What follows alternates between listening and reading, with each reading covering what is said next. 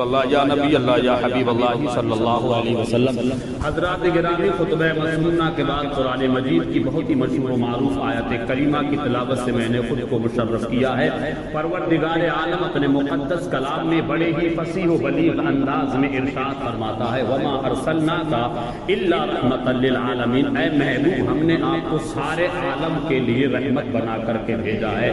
مفسرین کرام بیان فرماتے ہیں کہ پیغمبر اعظم سید عالم صلی اللہ علیہ وسلم کی وہ مبارک ذات ہے جو صرف اپنوں کے لیے نہیں، کلمہ پڑھنے والوں کے لیے نہیں، دنیا کے ہر مذہب و مکتبہ فکر کے لوگوں کے لیے وہ رحم و کرم کی سوغات لے کے آئے تھے۔ دنیا کے ہر مکتبہ فکر کے لیے وہ انہوں نے رحیمانہ کریمانہ دنیا کے سامنے نمونہ پیش کر کے بھی دکھایا تھا۔ مکے کی سرزمین پر پیغمبر اعظم سید عالم صلی اللہ علیہ وسلم تشریف فرمائے، اور اس زمانے میں تیل کی بڑی مہنگائی ہوا کرتی تھی، تو مکے کی عورتیں خود بیان فرماتی کہ جب شام کا سورج غروب ہو جاتا تھا تو ہم دیکھتے تھے کہ بی بی آمنہ کا گھر پوری رات چراغ جلنے کی وجہ سے نہ جانے کس کی وجہ سے روشن رہتا تھا، یعنی پوری رات اس میں روشنی نکل کر کے آتی تھی۔ مکے کی عورتیں جب حضرت بی بی آمنہ سے ملاقات کرتی تو وہ کہتی تھی، اے بی بی آمنہ تمہیں معلوم نہیں مکے میں کتنی مہنگائی ہے، ہم لوگ کس طریقے سے اپنی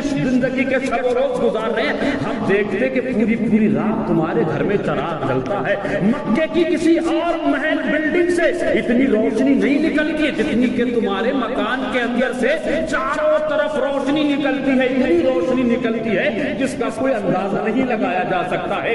تھوڑا تیل جلایا کرو، چراغ میں تیل تھوڑا ڈالا کرو تاکہ آنے والی رات میں کام آ جائے۔ حضرت بی بی آمنہ رضی اللہ تبارک و تعالی عنہا جو میرے آقا کی والدہ ماجدہ ہے، وہ بیان فرماتی بڑے حیرت کی بات ہے، تم لوگ اپنے مکان میں بیٹھ کر کے میرے گھر کی روشنی دیکھ لیتی ہو، یہ تمہاری آنکھوں کی مہربانی ہے، اور میرا تو حال یہ ہے کہ میں اپنے گھر میں بیٹھ کر کے ملک شام کی بلڈنگیں دیکھ لیتی ہوں، ملک شام کے محلات دیکھ لیتی ہوں۔ اسی لیے مولانا جمیل الرحمان فرماتے ہیں کہ روشنی میں آمنہ کے جن کی دیکھا ملک شام، واہ واہ کیا چاند نکلا، الصلاۃ والسلام، تم میرے مکان میں آنے والی روشنی کی بات کرتی ہو، اور میرے گھر میں جو شہزادہ آیا ہے اس کے نور کا تو عالم یہ ہے، اس کی منور چہرے کی تابناکیوں کا عالم یہ ہے کہ ایک مرتبہ میں کپڑے سل رہی تھی دھاگا چھوٹی والی سوئی سے، اور وہ سوئی گم ہو گئی، میں نے پورا مکان تلاش کر لیا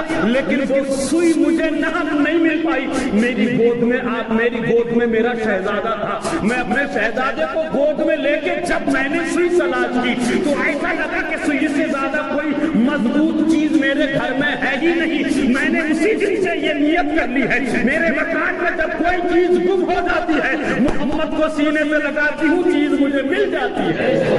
یہ شان ہے میرے آقا سید عالم صلی اللہ علیہ وسلم کی۔ لیکن آپ بات چلیے مصطفیٰ کے رحم و کرم کی۔ میرا رب بھی رحیم و کریم ہے، رب کا رحیم ہونا کریم ہونا یہ اس کا اپنا ذاتی ہے، اور رب کے عطا کرنے سے میرے مصطفیٰ بھی رحیم و کریم ہے۔ میرے آقا کو جو سب کچھ ملا ہے وہ مصطفیٰ نے عطا فرمایا ہے۔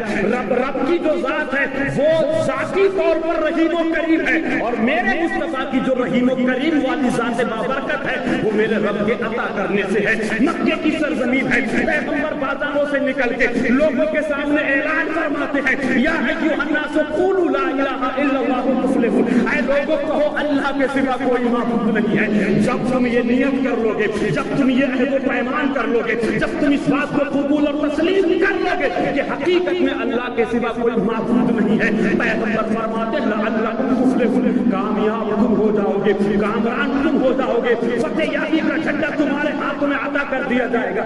شرط یہ ہے کہ تم سچے دل سے یہ کہو تو صحیح اللہ کے سوا کوئی معبود نہیں ہے۔ اور جن لوگوں نے میرے مصطفیٰ کی زبان فیض ترجمان سے نکلے ہوئے اس اعلان اور الفاظ کو سن کر کے نبی کی بات کو تسلیم کر لیا، نبی کی بات کو قبول فرما لیا، اسی جماعت کو صحابہ کے نام سے جانا جاتا ہے۔ اسی جماعت کو اسلام کا سب سے پہلا سپاہیوں والی جو جماعت تھی وہ صحابہ کرام کی تھی، اور جنہوں نے مصطفیٰ کے اس ارشاد گرامی کو قبول نہیں کیا، اگنور کر دیا، تسلیم نہیں نہیں کیا انہی کو مکے کا کفار مشرکین کہا گیا، انہی کو ابو جہل ابو لہب کمپنی کے نام سے یاد کیا گیا، جنہوں نے مصطفیٰ کا کلمہ پڑھ لیا وہ ہمارے سر کے تاج کل بھی تھے، قیامت کی صبح تک رہیں گے، اور جنہوں نے مصطفیٰ کے اعلان کو اگنور کر دیا آج بھی وہ ہماری چوٹیوں کی ٹھوکروں پر ہے، قیامت تک ٹھوکروں پر ہے۔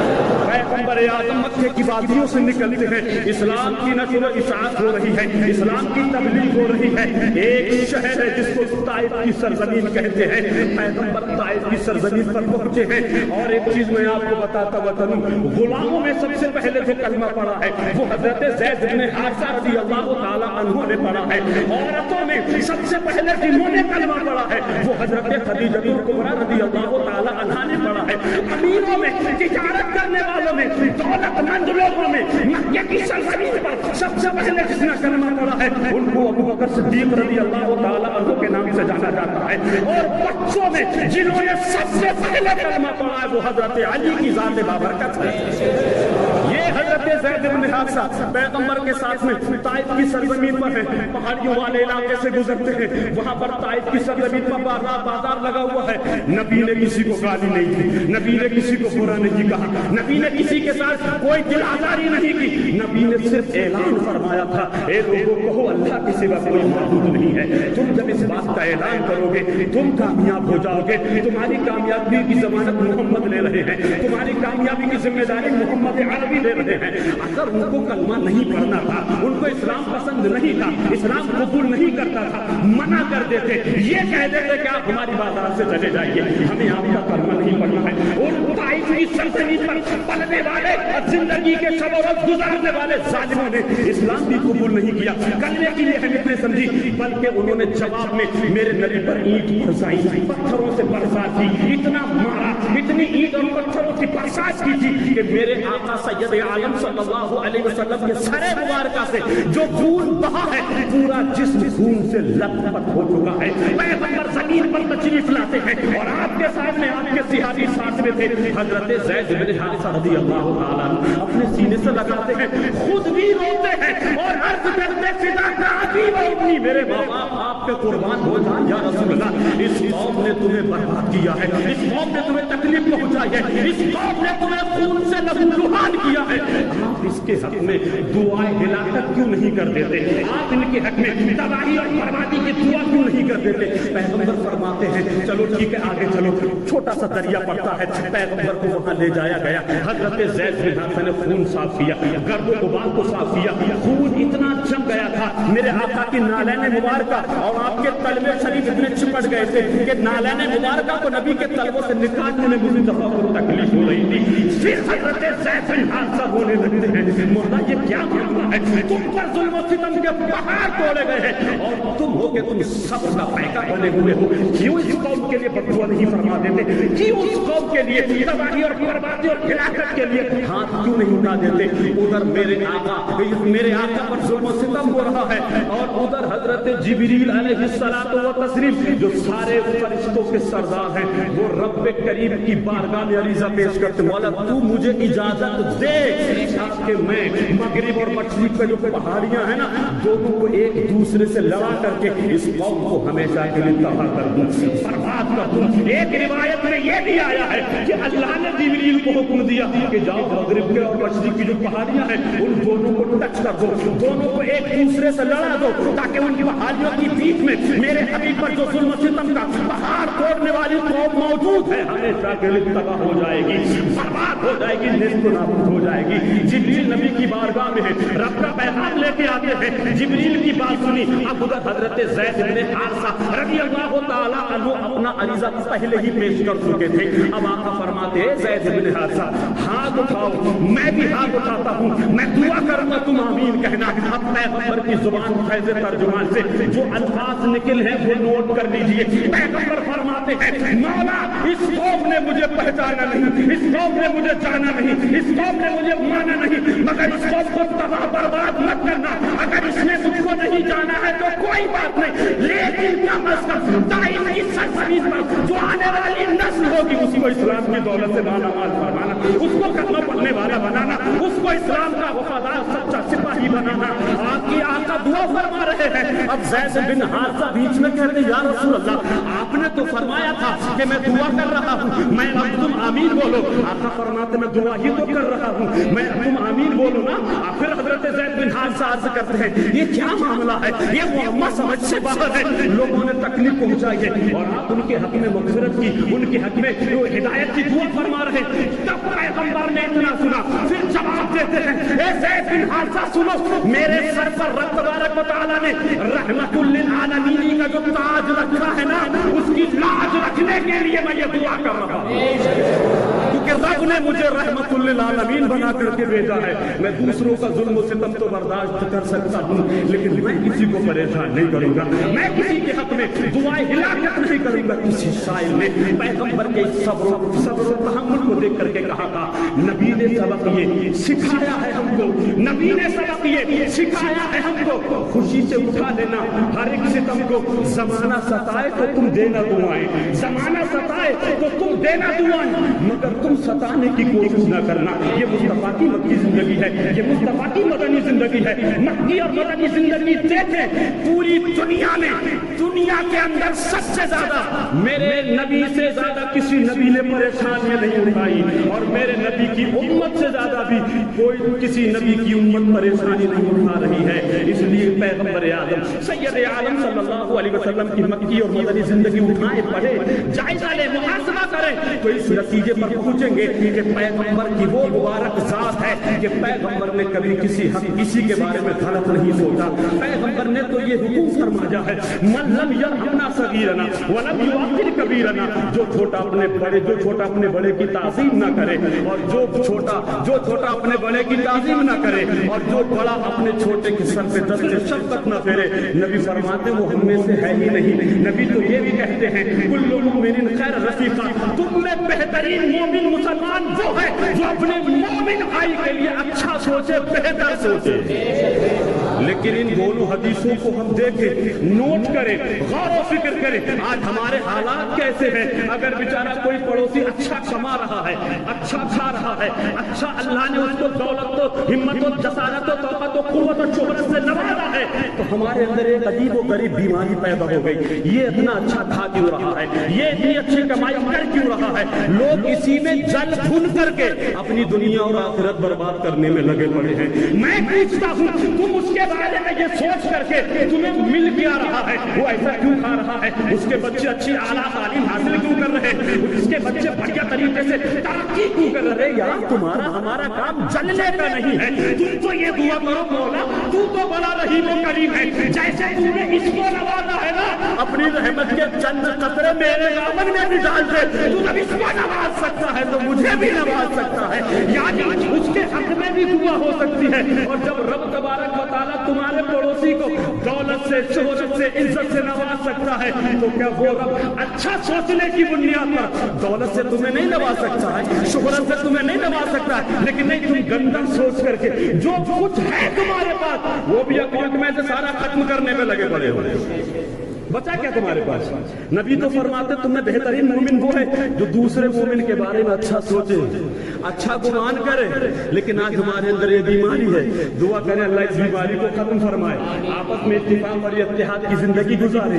पैगंबर आदम सैयद आलम मक्के की सरजमीन पर हैं, देखे तो सही मेरे आका ने अपने तो अपने गैरों के साथ कैसे जिंदगी गुजारी है, गैरों के साथ कैसा अपना अखलाक भरा नमूना दुनिया के सामने पेश किया है। एक मर्द अपनी बीवी को जानवरों से बदतर बुरी तरीके से घर के बाहर ला करके मार रहा था, बुरी तरीके से जूती चप्पलों से डंडों से पीट रहा था। पैगंबर उस रास्ते से गुजरते हैं और जब देखा कि कोई औरत चीख रही है, कोई औरत बिलबिला रही है, किसी औरत पर जुल्म हो रहा है, पैगंबर के कदम आगे नहीं बढ़े, फौरन वापस आए, गली में जाके देखा तो एक मर्द अपनी बीवी को मार रहा है। पैगंबर उसके करीब में पहुंचे और पहुंचने के बाद कहते हैं नौजवान क्या हो गया है तुझे, इसको क्यों मार रहा है? कहा ये मेरी बीवी है, मैं इसको मारूं या कुछ भी करूं, तुम मेरे बीच में टाइम क्यों उड़ाते आते हो, मेरी लाइफ में तुम्हें इंटरफेयर करने की कोई जरूरत नहीं। पैगंबर फरमाते मैं इंटरफेयर थोड़ी कर रहा हूँ, मैं सिर्फ इतना कहना चाहता हूँ, जब बीवी से तुम प्यार मोहब्बत घर के अंदर करते हो, जब लड़ाई झगड़ा होता तो घर के अंदर क्यों नहीं सुलझा लेते?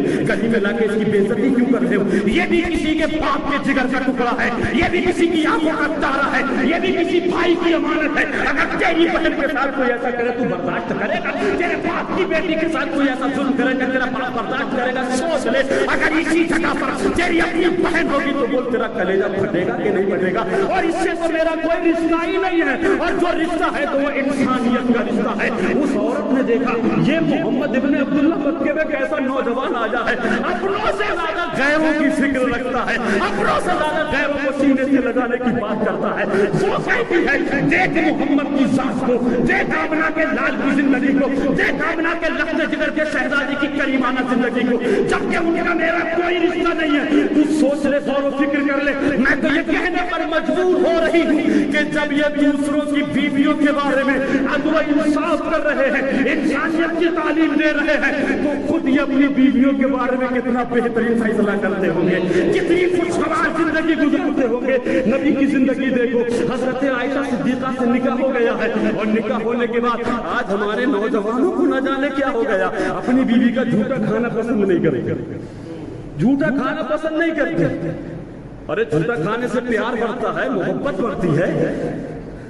मैं कहता हूँ 3,000 4,000 का जोड़ा एक तरफ रख दीजिए, आप अपनी बीवी को दूसरे बाप के जिगर का टुकड़ा समझ के उसके साथ अखलाकी जिंदगी गुजार के देखे तो सही। पैगंबर आदम सल्लल्लाहु अलैहि वसल्लम की बीवी हजरत आयशा सिद्दीका रज़ियल्लाहु तबारक व तआला अन्हा प्याले में जो पानी नोश फरमा रही है, और पैगंबर ने जहां उनके होठ लगे थे उन्हीं होठों पर मुस्तफा ने अपने होठ लगा करके उम्मत को ये तालीम दी थी, ए बीवी वालों, अगर तुम दोनों एक दूसरे के दिलों में मोहब्बतों की शमा रोशन करना चाहते हो तो एक दूसरे के सुख को अपना सुख समझो, एक दूसरे के दुख को अपना दुख समझो, एक दूसरे का पानी झूठा पियोगे, मोहब्बत भरने की जिम्मेदारी मोहम्मद लेते हैं। पैगंबर आदम सैयद आलम सल्लल्लाहु अलैहि वसल्लम की मक्की और मदनी जिंदगी पढ़ेंगे तो खुदा की कसम दिल बाग बाग हो जाएगा। ये मत सोचा करो हमको उर्दू नहीं आती है, हिंदी में इस्लामिक किताबें मौजूद हैं, हिंदी में किताबें खरीदे और अपना इस इस्लामिक नॉलेज बढ़ाने की कोशिश करें।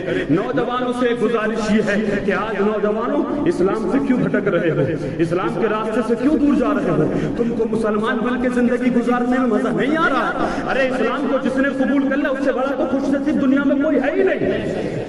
आज पूरी दुनिया के अंदर इस्लाम के खिलाफ जो लोगों ने कोहराम बर्पा कर रखा है, वावेला मचा रखा है, हिंदुस्तान से लेकर पूरी दुनिया के अंदर, इनके चीखने चिल्लाने की वजह बता दूं, रिसर्च कर लीजिए, गूगल पे रिसर्च करके देख लीजिए। 2014 से लेकर 20 के दरमियान में पूरी दुनिया में 13 लाख गैर मुस्लिम कलमा पढ़ के मुसलमान हो चुके हैं।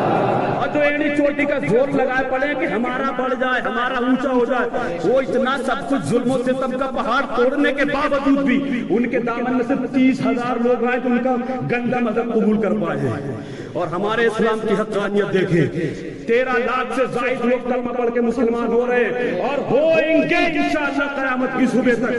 लेकिन अगर कुछ कोताहियां, कुछ खराबियां, कुछ बीमारियां अगर हम अपने दिलो दिमाग से खत्म कर दें, बद अखलाकी खत्म कर दें, खुश अखलाकी वाली जिंदगी गुजारें, दूसरे के बारे में बेहतर सोचेंगे तो इंशाअल्लाह नतीजा और बेहतर निकलने वाला है। नौजवानों, मुझे एक बात सीने पे हाथ रख के मेरे सवाल का जवाब दे दो कि तुमने अपने हाथ पैरों पर, जिस्म के तमाम हिस्सों पर टैटू क्यों बनाया?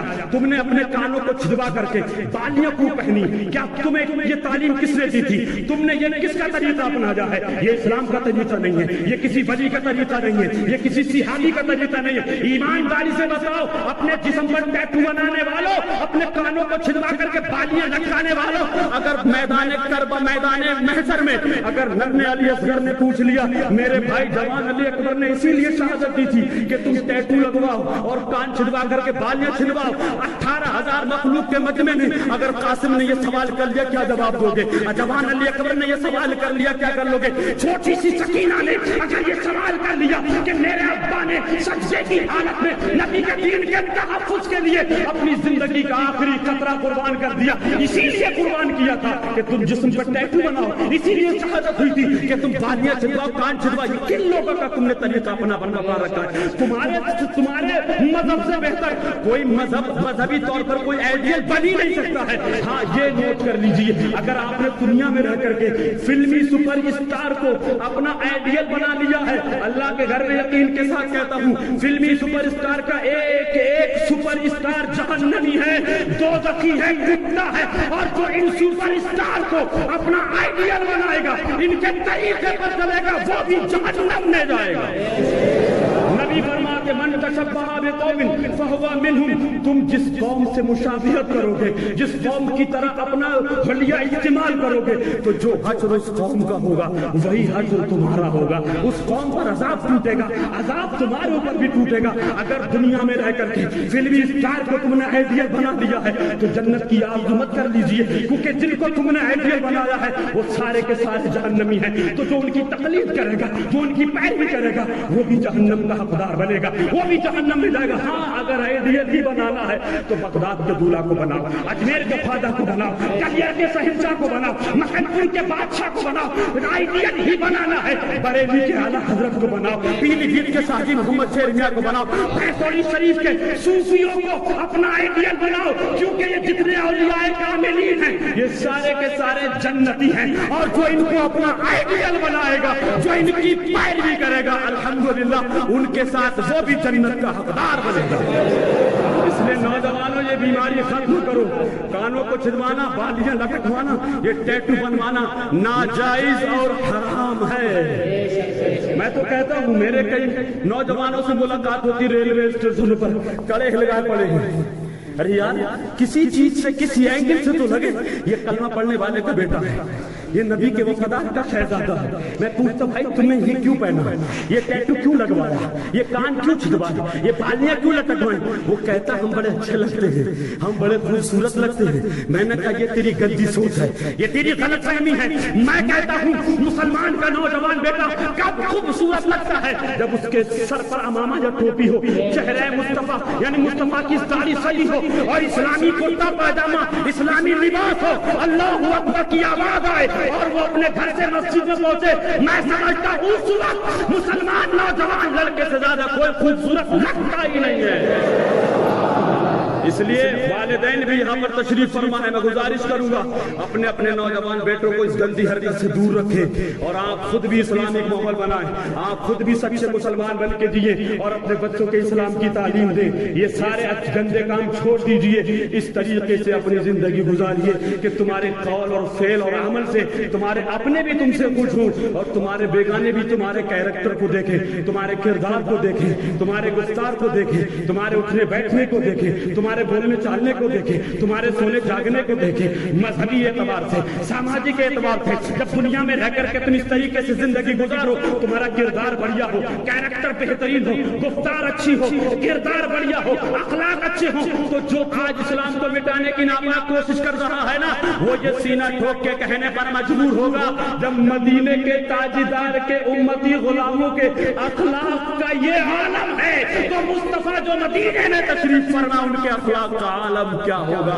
ہمیں بتانے کی ضرورت نہیں پڑے گی کہ ہم نبی کا دامن نہیں چھوڑیں گے, غوث کا دامن نہیں چھوڑیں گے, خواجہ کا دامن نہیں چھوڑیں گے. جھوٹ مت بولو, صحیح پوچھو تو تم نے دامن پکڑا ہی نہیں ہے. اگر تمہارے ہاتھ میں کسی بھی ایک ولی کا دامن ہوتا سب کچھ چھوٹ سکتا تھا, لیکن نماز ایک وقت کی نہیں چھوٹ سکتی تھی.